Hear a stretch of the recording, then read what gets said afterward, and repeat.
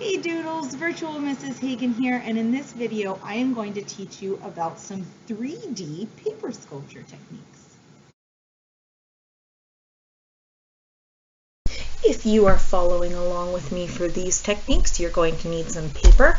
I have pre-cut a lot of my shapes just to make this be a little bit more streamlined for you guys. So if you would like to do the same thing, I've got some big rectangles, some little rectangles, some skinny rectangles, a square, and a circle.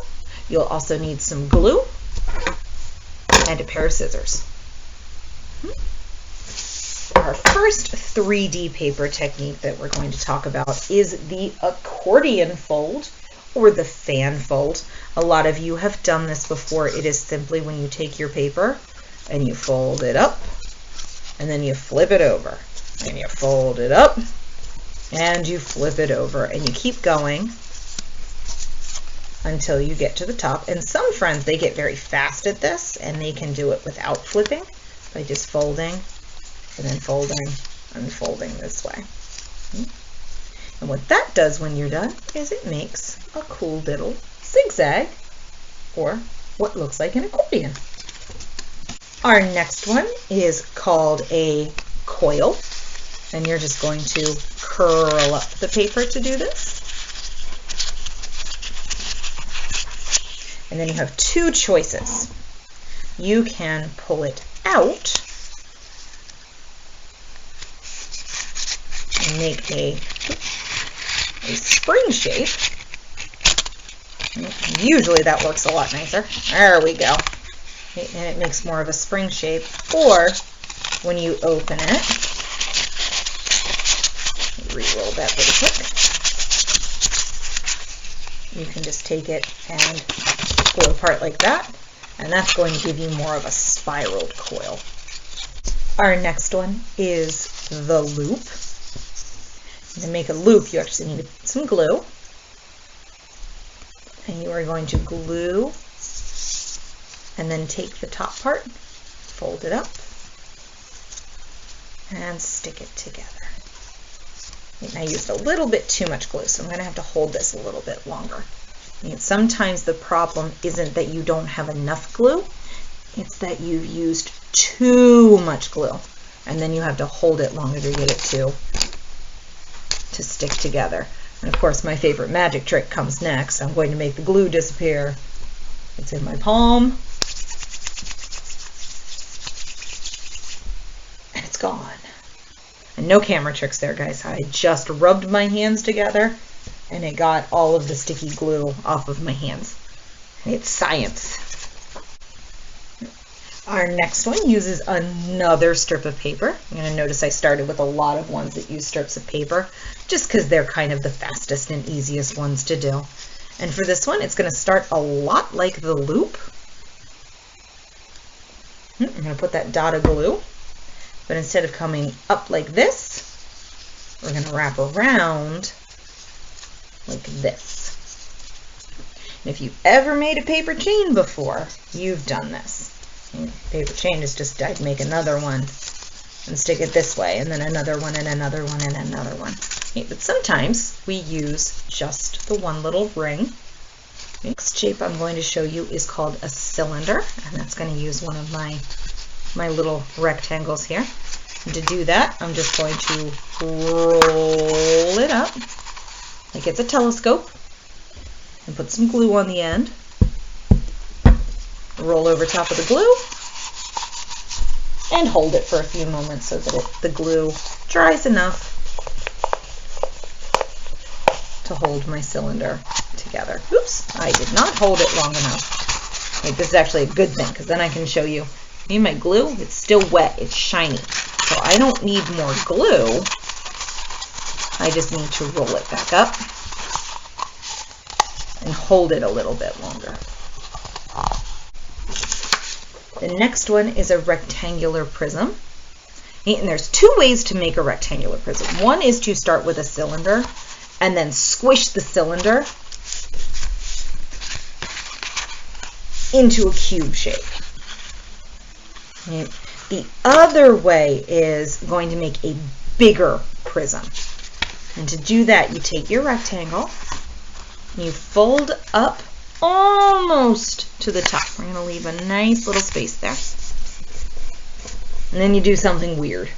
You open it up, and you take the end, and you're going to fold it up to this line. And then you fold it again. And again. And then one more time. Right over top of that little bit that you left behind. And when we open this up, we've got 1, 2, 3, 4 sides. And then what we call a glue tab, which is where we can put our glue to stick something together.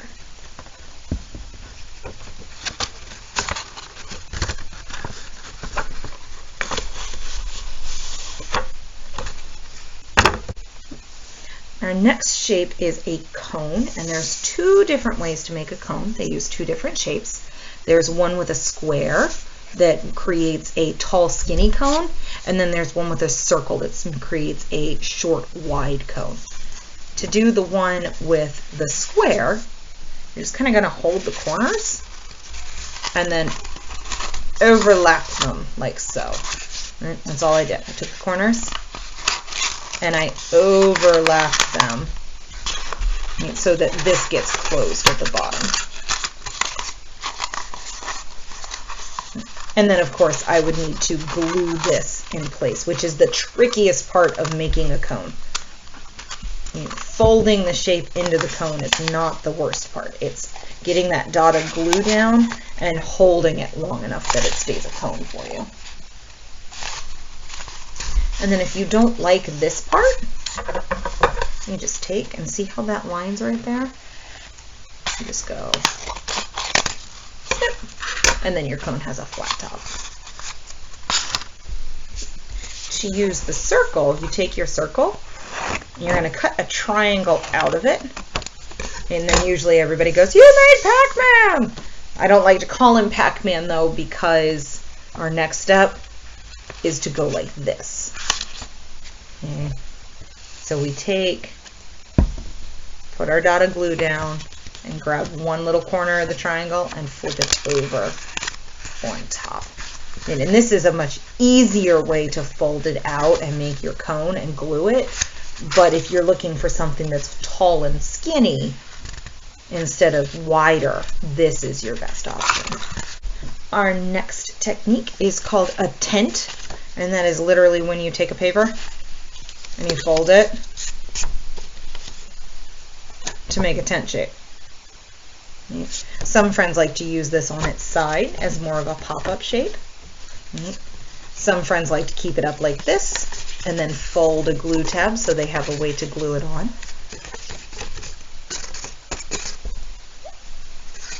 And some friends like to be even sneakier, which is why I have another one of these.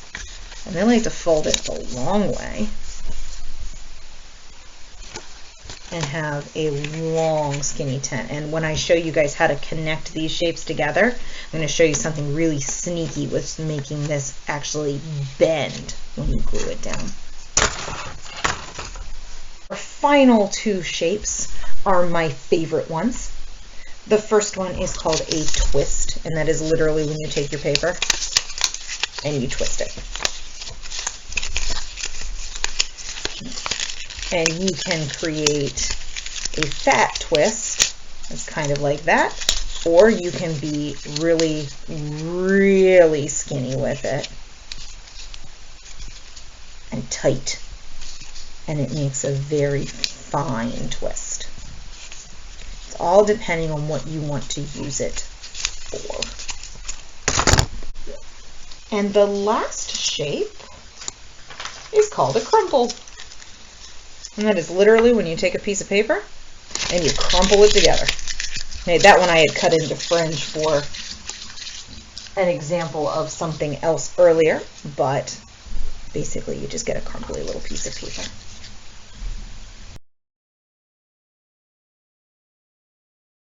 So using these techniques really all depends on what you want to make. Essentially, when you are making 3D paper shapes, you are making your own building blocks that you're then going to glue together to make something. It's more important with your 3D paper sculpture techniques not to necessarily know what you can use each individual piece for, because honestly, I can't tell you everything that you can use every individual piece for. It's more important to know how to stick them together or stick them down onto a surface so that you can use them. Your most common technique is going to be a glue tab. That's basically when you fold something to put the glue on, and then you can stick it down. Another way to do a glue tab is to cut along the bottom of something for like cylinders and that sort of things. If you want to make it tall, and to fold them out, and then you put your glue here, and you can stick that up. If you don't like those things sticking out, you just fold them in. That is a way you can do it. Glue and stick. Sometimes when you do that cutting technique, if you do it right up to a fold, and you do it kind of like fringing something,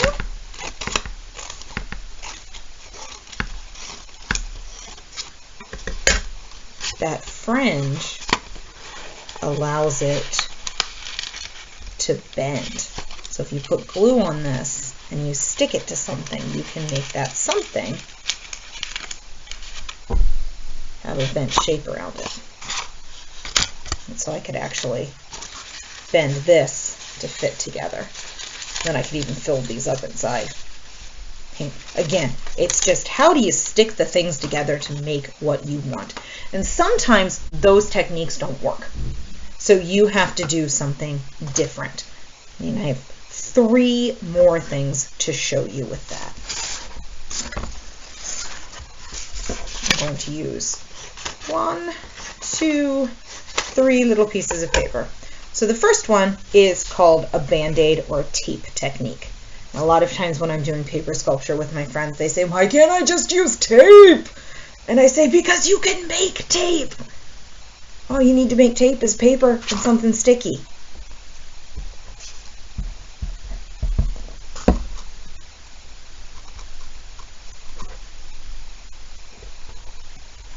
Then we do our favorite disappearing act. Take any of that glue that gets on our fingers, stick it in our palm of our hands, and rub, and it disappears. And what I can do with this is I can stick it onto something, and then I can stick something else to it to stick the shapes together.